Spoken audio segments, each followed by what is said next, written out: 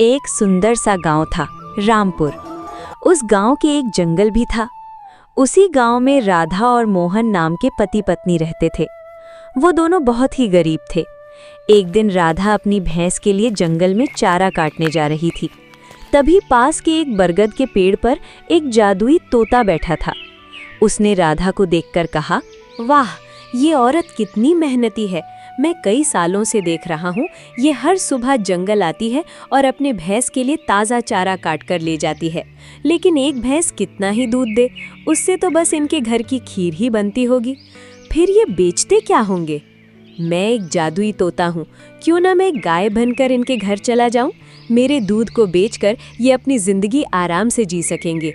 हाँ, ये ठीक रहेगा। ये औरत बहुत दयालु और नेक दिल भी लगती है। इतना कहकर तोता पेड़ से उतरा और एक सुनहरी चमक के साथ एक खूबसूरत गाय में बदल गया। फिर वो राधा के पास गया और बोला,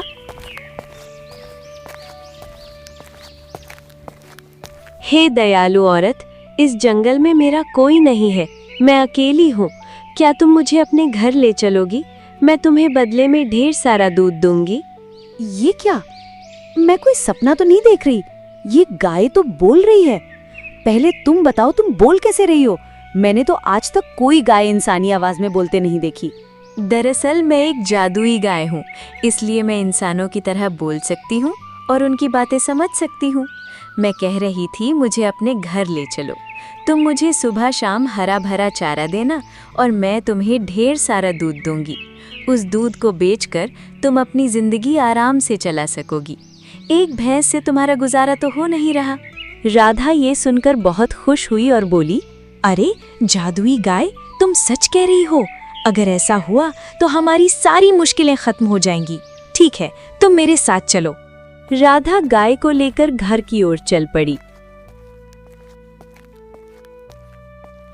थोड़ी देर बाद राधा गाय के साथ घर पहुंची तो उसके पति मोहन ने आश्चर्य से पूछा, अरे राधा, तुम तो भैंस के लिए चारा काटने गई थी, फिर ये गाय कहाँ से ले आई तुम? मोहन, मैंने इसे कहीं से पकड़ा नहीं, ये मुझे जंगल में मिली। इसे बस थोड़ा सा चारा देना है और ये बदले में ढेर सारा दूध देगी। एक भैंस से हमारा गुजारा नहीं हो रहा था, अब इस गाय का दूध बेचकर हम अच्छे से जी सकेंगे। राधा, तुम सच कह रही हो? फिर तो तुमने बहुत अच्छा किया। हम आज से इस गाय का अच्छे से ध्यान रखेंगे।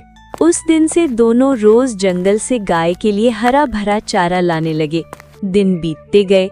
कुछ समय बाद मोहन गांव के मुखिया के पास रोज दूध देने जाने लगा। मोहन का एक पड़ोसी था, किशन।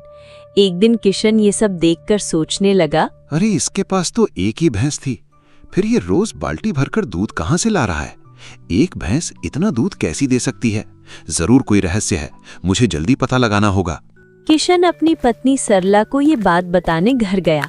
घर पहुंचकर बोला, सरला, तुम तो जानती हो कि मोहन के पास सिर्फ एक भैंस थी, फिर वो कहां से रोज बाल्टी भर भर के दूध बेच रहा है? हमें जल्दी पता लगाना होगा, वरना वो हमसे भी अमीर हो जाएगा। ये जी, अगर ऐसा है तो जाइए और जल्दी पता लगाइए। मैं ऐसा होता नहीं देख सकती। हाँ ठीक है, मैं अभी जा रहा हूँ। वो मोहन के घर पहुंचा और चुपके से सब देखने लगा।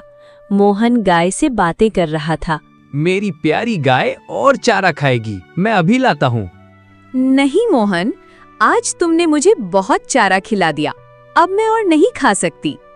अरे ये गाय तो बोल रही है, ये कैसे हो सकता है? गाय भी इंसानों की तरह बोलती है। मोहन, आज मैं तुम्हें ढेर सारा दूध दूंगी। जितना दूध चाहिए उतनी बाल्टियां रख दो। कल सुबह वो सारी बाल्टियां दूध से भरी होंगी। नहीं गायत्री, तुम पहले जितना दूध देती थी उतना ही दो। ज्यादा लालच अच्छा नहीं। हमारा गुजारा अच्छे से हो रहा है। वैसे तुम्हें मेरे घर अच्छा लग रहा है ना? तुम्हें चारा देने में तो मैं परेशान नहीं हूँ। हाँ मोहन, मैं बहुत खुश हूँ। हमारी दूध से तुम्हें फायदा हो रहा है ना? अच्छा, तो ये जादुई गाय है जो बाल्टी बाल्टी दूध देती है। मुझे जल्दी कुछ करना होगा। हाँ, कल जब मोहन गाय को जंगल ले जाएगा, मैं उसे मार दूंगा। फिर देखता हूँ ये दूध कहाँ से लाता है। मोहन, एक जरूरी बात सुनो।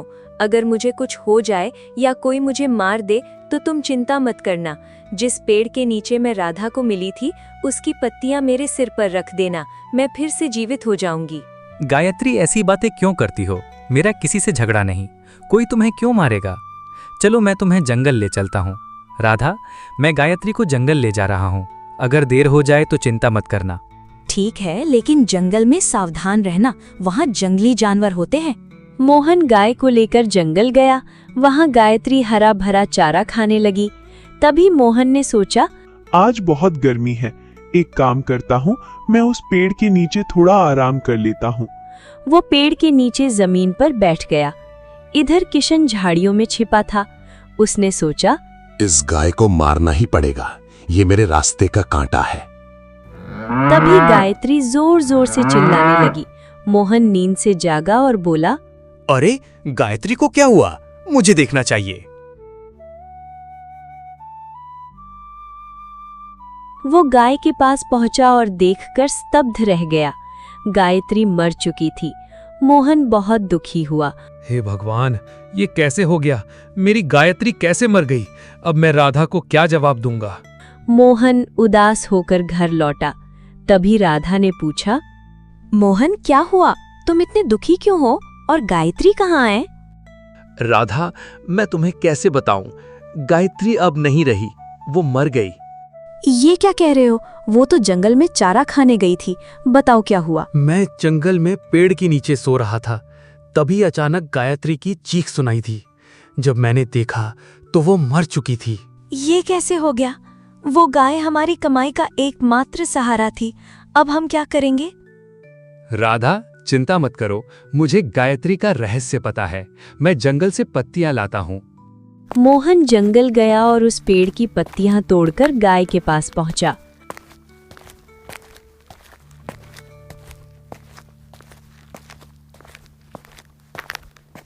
उसने पत्तियां गाय के सिर पर रखीं। तभी एक तेज रोशनी के साथ गायत्री जीवित हो गई। मोहन खुश होकर बोला, गायत्री, तुम वापस आ गई। भगवान का लख लख शुक्र है। पता है, मुझे तुम्हारे बिना अच्छा नहीं लग रहा था। राधा और मेरा रो रो कर बुरा हाल हो गया। मोहन, अब मैं ठीक हूँ, चलो घर चलते हैं। राधा मुझे देखकर खुश होगी। मोहन गाय को लेकर घर गया और राधा को सब कुछ बताया। राधा खुशी होकर बोली, गायत्री, पता है तुम्हारे बिना हम परेशान हो गए थे। राधा, अब चिंता मत करो, मैं फिर से लौट आई ना। मोहन, बाल्टी लाओ, मैं तुम्हें ढेर सारा दूध दूंगी। गायत्री, पहले जितना दूध देती थी उतना ही दो, वो हमारे लिए काफी है।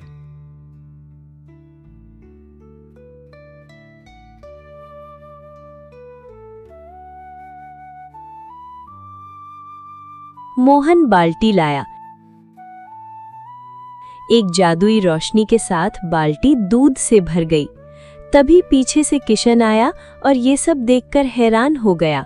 मैंने तो इस गाय को मार दिया था, फिर ये कैसे जीवित हो गई? मुझे फिर से कुछ करना होगा।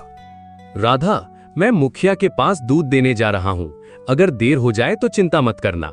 ठीक है, लेकिन थोड़ा जल्दी लौटना। मोहन जंगल के रास्ते मुखिया के घर गया।